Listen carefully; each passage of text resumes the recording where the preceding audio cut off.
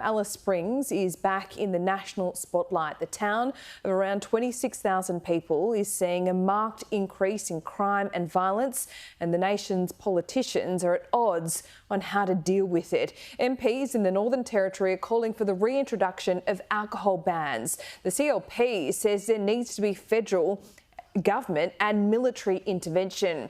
These are pretty familiar scenes on any given night in Alice Springs. More than 200 children, some as young as 5, roam the streets late at night. According to the Australian newspaper, many of these children are drinking alcohol, sometimes in the form of hand sanitiser, diluted in soft drinks, or consuming deodorant, petrol or glue.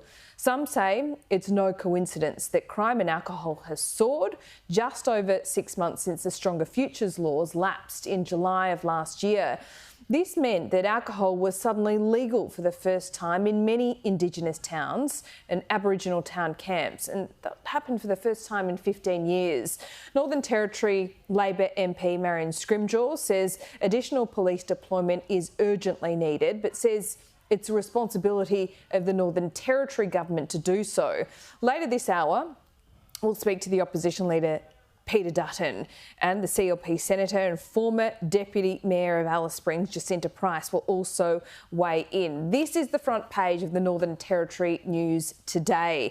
The headline there, "Let's go Albo." Alice Springs residents fed up with violent crime destroying their town are calling for the PM to visit and see it for himself.